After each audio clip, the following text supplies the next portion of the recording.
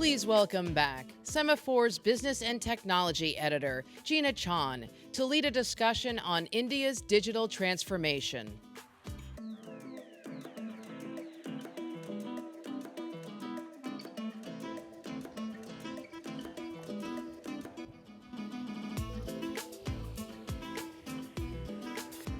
Hi, everyone. Hope you had a good lunch.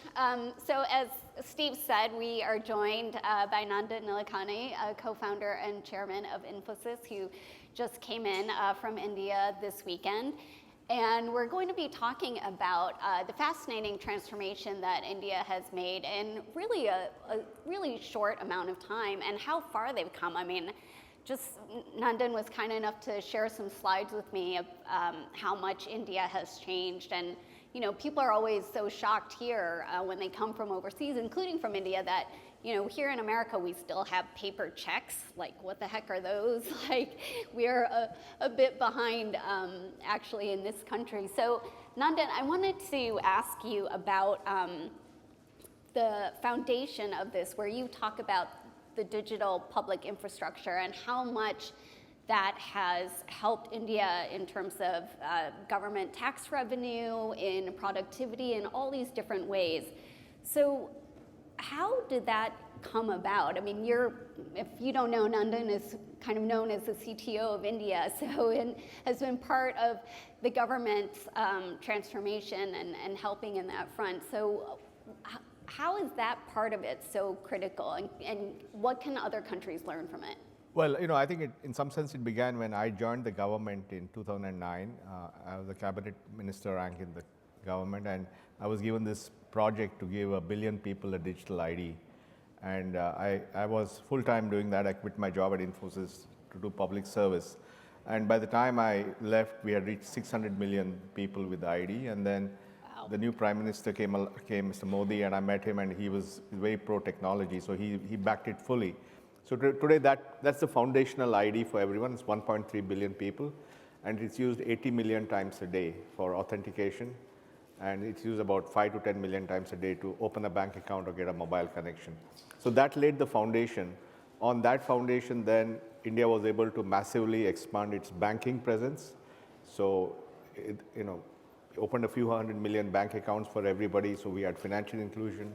Because in 2011, you had said in one of your slides, India was the world's most unbanked. Yeah, it was expected that to reach, it took in 8 years what would normally have taken 45 years. Yeah. Because you accelerated this banking inclusion. And then we had the launch of a new network called Jio by the Reliance Group. And they used the KYC to get new customers. So, you know, it was also a customer acquisition thing. You could use the ID electronically to get a customer. So they launched, and they dramatically lowered the cost of telecom, and India's data consumption went from half a gig a month to half a gig a day.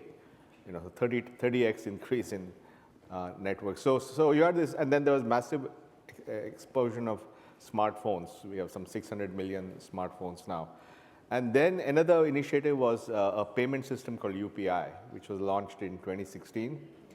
And it was really to create a real-time, any one-to-anyone payment system, and that does about 8.7 billion transactions a month, and about 300 million people use that, and about 50 million merchants have a QR code where you can pay using any consumer app, and it's an interoperable system, so you can use any app with any bank account and stuff like that.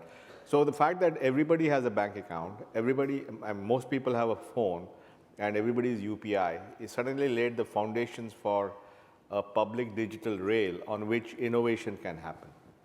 And you also said something really interesting in your slides, which I hadn't realized, but that a lot of platforms can't actually count on advertising as their main source of revenue, whereas we know here from Facebook and others, that is their main source of revenue. So how did Indian companies figure out then how to make money from this new system? Well, you know, in India, it's more difficult to make money from advertising because the revenue, I mean, the purchasing power is lower, and so advertising dollars are not as much as in the US, where it's a few $100 billion. That's why it was important to have a transaction economy. And what UPI did was create a micro-transaction internet economy, where you could even make a payment of 10 rupees, which is a few cents. and buy something online. So this transaction economy is a different evolution than an advertising-led economy, which is what happened in the US. So that creates its own, so there's a lot of very successful companies that have come up on this transaction economy.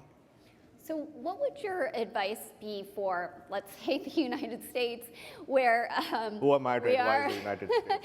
where we are far behind, and the sort of public-private partnerships are not quite there. There's, I think, a lot more suspicion between the tech companies and the government, and obviously a lot of criticism from Washington towards Silicon Valley.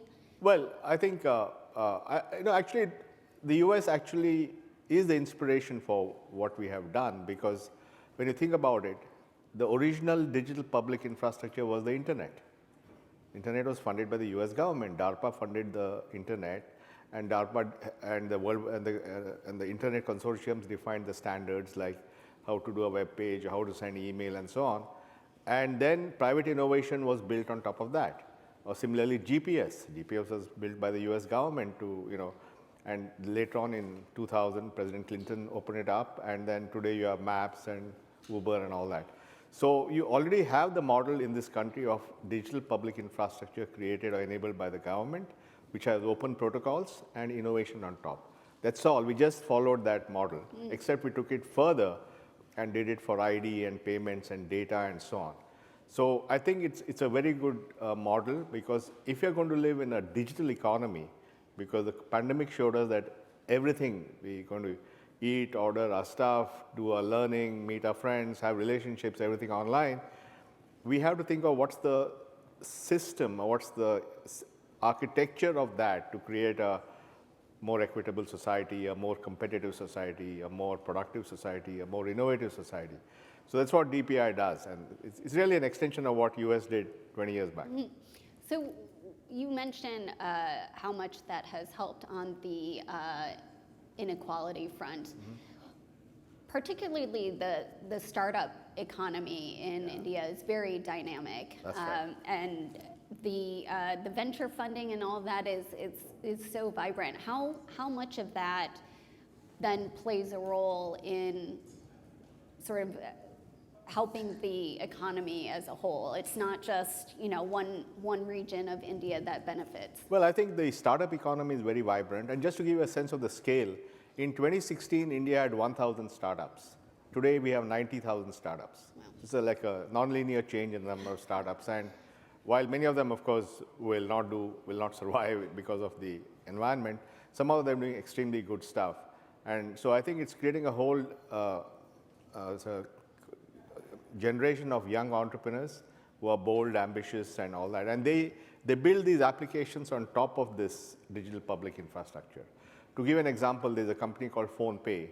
PhonePe actually is majority owned by Walmart, which is a US company, and by entrepreneurs, the co-founders. And that company sits on top of the UPI payment system and does maybe 3 billion transactions a month. And that recently raised money at a valuation of $12 billion. Wow. So you have that thing where there's digital public infrastructure, you have interoperable protocols, and then you have innovators who create wealth. And you mentioned Walmart. India is a huge market globally. It's going to surpass China's population if it hasn't already. But global companies have sort of had a hit or miss track record there. Walmart got in through Flipkart. Amazon is trying to compete as well. The government banned TikTok. They have some fights now with Google when it comes to their app store. What is the environment for global companies trying to make inroads into India? Can they make it? Do they understand the market? Oh, absolutely. I mean, there's always been a tradition of companies, older companies like Unilever and all, which have been there for 100 years, and they're doing very well. But if you look at the newer, I think Amazon is doing very well. Walmart is doing very well with Flipkart. We have many companies coming in. I mean, I understand from the media that Apple is opening 2 stores next week. Yep. The first 2 retail stores, and so these are major commitments. Also, I think India is benefiting from a China Plus One strategy, both in terms of markets as well as manufacturing. So I think we already had a big services capability. Firms like Infosys and others, totally at a $227 billion industry, which has really changed the world. And now with manufacturing coming and the China plus one, I think manufacturing will also take off in India. So it's actually in a sweet spot where there's services growth, there's manufacturing growth, and because of the digital public infrastructure inside the economy, you're building efficiency, reducing interaction costs, transaction costs, productivity. So there's also going to be a lot of domestic growth of small businesses. And do they have the advanced manufacturing capabilities that China has? Because that's been one thing of, when with Foxconn and others that went to China, having these ecosystems where the workers are specially trained, and Apple and others are now looking for alternatives to that, as you say, with their China plus one strategies. Well, I think India is, of course, not anywhere close to the Chinese, like iPhone factory kind of, iPhone city kind of things. But we have, for example, all these companies are in India. Foxtron, Pegatron, Wistron. They've all set up factories. They're all manufacturing, they're shipping electronics. So I think we are at the beginning of a journey. Of course, there are a lot of challenges, but good thing is that there's geopolitics is in India's favor. The infrastructure has improved dramatically. Our airports and ports are much better. Our roads are much better. There's a whole set of workforce with the skills and the adapt with the hands to make all these things. So I think it's in a good spot. And I think in the next 10 years, you're going to see significant increase in the manufacturing intensity and share of GDP in the Indian economy. And I mentioned the TikTok ban because obviously that's also under discussion here.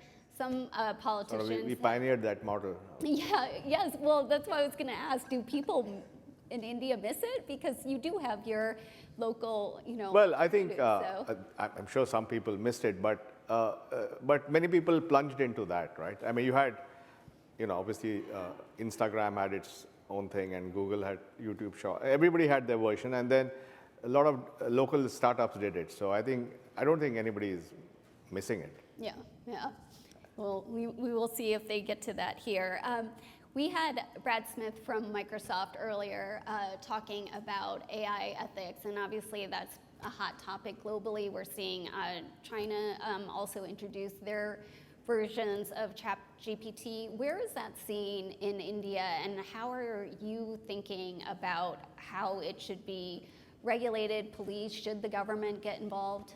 Well, I think I'm very excited by the possibilities of products like ChatGPT. In fact, in the last few months, I met both Satya Nadella, the CEO. I met Bill Gates for dinner about 3 weeks back, and we talked about this. And I think I see India as probably the first place where we will use this technology for social advancement. It's going to be used in education, for example, so that children have AI tutors, which can reduce the dependence on having too many teachers and so on. So there'll actually be socially useful use cases that are going to emerge. So I think, obviously we have to put guardrails, we have to make it responsible, explainable, we have to remove the bias, there are all those issues. But I think the possibilities are so immense. I think with appropriate guardrails, the AI will become one more element of this digital public infrastructure, which will help in economic and social advancement. What about in the workplace in terms of productivity? You've talked about how the digital public infrastructure has already helped so much on that front. There's a lot of worries, though, about AI, possibly taking people's jobs, things that maybe were outsourced to India before that will be sort of automated through AI systems. Is that a worry as well? I think it's a very real thing to think about. I think we are seeing that, with all these products like Copilot and other code generation capabilities, you can significantly increase productivity of a person. And I don't think you can automate the person out because somebody has to still make sure it all works, but they can be more productive. And I think that's something we have to embrace. We can't dig our head in the sand and, ignore it. It's something we have to take head on. And I think that is something that we'll do. But the other important thing is the opportunity that it's creating.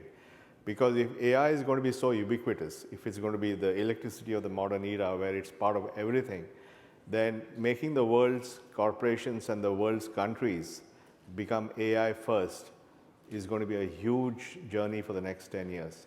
So while on the one hand, yes, your productivity will go up and it will become more efficient and use automation, other than the market also starts opening up because of need to AI enable the whole world. And in that front, we just have a few more seconds left. What are the companies that you're keeping your eye on to be sort of the next ones that disrupt the Indian economy, whether it's in the AI space or elsewhere? Because you've had such a bird's eye view and long history in this space. What companies are you? Sure, obviously here we're watching what Microsoft OpenAI is doing, what Google is doing, and so on. But in India also, I mentioned PhonePe. There are many, many startups. There's one called Razorpay, which has built a huge B2B business. So they are all multi-billion-dollar valued companies, and they're actually making a difference on the ground. And that's what's exciting right now. Great. Well, thank you, Nandan, Thank you. for this conversation. Thank you very much.